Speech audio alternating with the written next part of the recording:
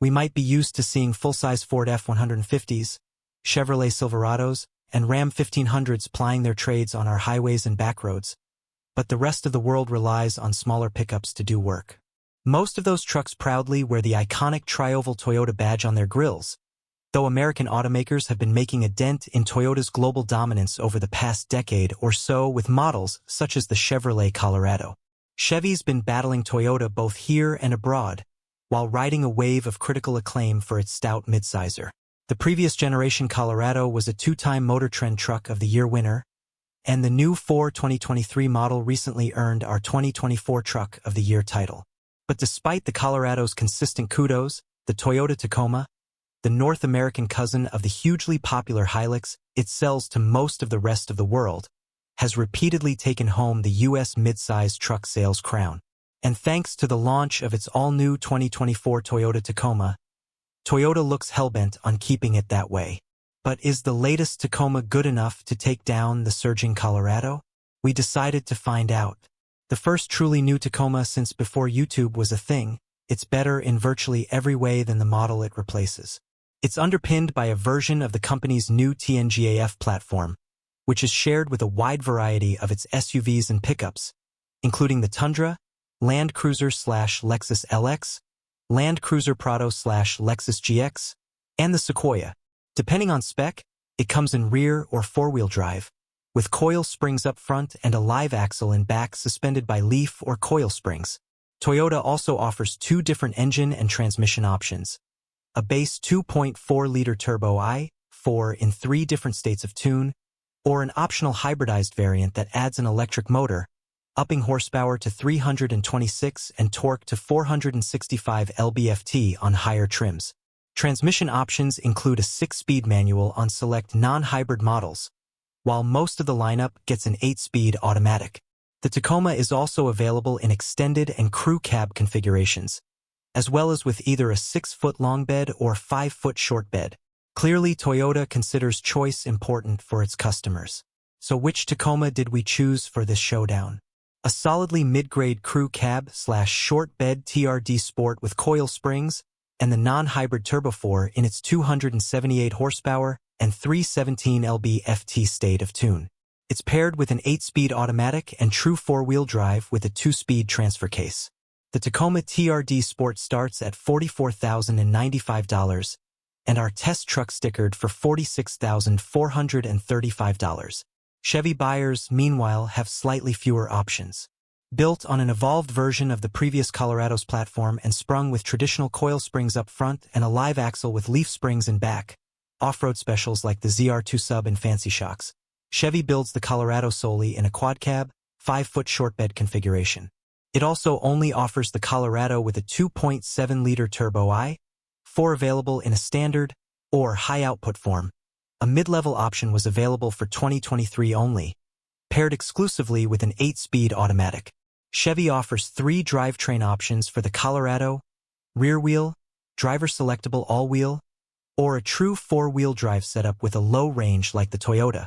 Seeking an even matchup with the Tacoma, we opted for a mid-grade Colorado LT. We then selected all-wheel drive. 4-wheel drive is only available on the Colorado's off-road trims, and equipped it with the high-output 310 horsepower 430 lb-ft i4, which is a reasonable $1,285 premium on the Colorado LT's $36,795 base price. Our nearly loaded Colorado LT test truck stickered for $45,835. Pickup trucks live and die by their beds. Despite their similar sizes, there are some major differences between what the Colorado and Tacoma offer in that critical department. For starters, their constructions are different. The Tacoma, as it has since 2005, features a composite plastic bed. The pros for this approach are that it's rust-proof, resistant to damage, and avoids the need for customers to drop a couple $100 on a bedliner. It's also lighter than steel, though our test taco's 1,407-pound payload capacity is middling. The bed's non-texturized plastic is slick, making it easy to shovel loads out of it or slide bulky cargo up against the cab, but it can also be slippery underfoot, especially when damp. The Tacoma's tie-downs aren't exactly well-placed, either. The 4 floor-mounted D-rings, 1 in each corner, are more ideally suited for hauling toys such as dirt bikes. Less so when it comes to longer or bulkier items. The added sliding plastic bed rail cleats help, but they do little to make up for the lack of fixed tie-downs. The Colorado's bed, on the other hand, is slightly longer and meaningfully wider.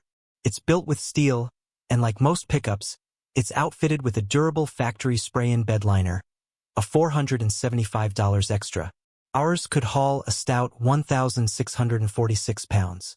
Climbing up into the Chevy's bed via the standard bumper-mounted steps reveal 2 fixed tie-downs at each corner, one near the bottom of the bed and the other near the top, and 3 punch-outs on the left, center, and right for added fixed tie-downs or accessories. The Colorado also features a hidden storage compartment in the tailgate for use as a cooler for a few cans of your favorite beverage or more purposefully to stash ratchet straps and other odds and ends.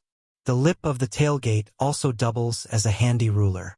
And unlike the Toyota at this price point, our test Colorado came with outlets in the bed to power everything from circular saws to camp fridges. Chevy engineers clearly spent quite a bit of time addressing the most important space in any pickup. For those who regularly haul loads with their trucks or work out of their beds, the Colorado's bed is simply better. While Toyota engineers might not have spent as much time thinking about the Tacoma's bed, they spent loads of time working on improving how their new truck drives. That was arguably the right call, considering we described the previous-gen Tacoma as a sloppy handler, with an underpowered Camry engine, poorly tuned transmission, and loads of brake dive. The efforts paid off. It simply can't be overstated how much of an improvement the new Tacoma is over the old one. The turbocharged i4 power plant deserves much of the credit. Although it's a touch laggy until the turbo spools up around 2,500 RPM, the 4-pot responds linearly to the gas pedal and revs quickly. Its 8-speed auto is still tuned too tall for the engine and real work, but the new transmission no longer kicks and bucks into gear, and despite a tendency to race to its top cogs, it's relatively quick to kick down into an appropriate ratio. We can't help but wonder how much the experience would improve with the added torque of the hybrid system. Steering feel is also drastically improved compared to the old Tacoma. Although it's somewhat digital and isolating, the Toyota's helm is well-weighted and accurate, a welcome improvement over the heavy and vague feel from the previous generation truck. Not all that's new is improved, though. Despite the belated shift from rear drum brakes to discs at all 4 corners, the Tacoma's brake pedal feel leaves much to be desired. The stroke is long, with most of the pedal's bite not occurring until you're well into a third of its travel.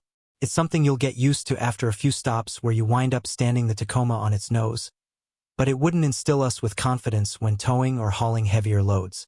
Although the Tacoma will largely meet consumer expectations as to what a traditional pickup drives like, the Colorado will likely exceed them. The Chevy feels like a more mature truck, a better tool, if you will, than the Tacoma. The most obvious difference is the glut of extra power on tap from its large 2.7-liter turbo i4. After getting through some minor turbo lag, a huge lump of torque becomes available from the Colorado's engine, making the Chevy effortless to pilot. The surge of muscle from the understressed engine gives the Colorado ample power when empty or laden down with cargo, while also helping to mask a transmission flaw it shares with the Toyota, a tendency to race to the highest possible gear as soon as possible. That said, it's worth noting that it was easier to coax the Chevy's 8-speed into holding a more appropriate lower gear than it was with the Toyota. We suspect time spent studying how this very engine was implemented in the far larger Silverado 1500 was put to good use. Even though the Colorado's transmission tuning is similar to that of the Tacoma, its steering and brake feel are exceptional for the segment. The latter bites quickly but in a more linear fashion, and it's easier to modulate. The former makes up for its slow, truck-like ratio with crisp response, progressive weighting, and good feel. Couple all that with its comfortable and composed ride, and you wind up with a pickup that's as at home on narrow farm backroads as it is in urban downtowns.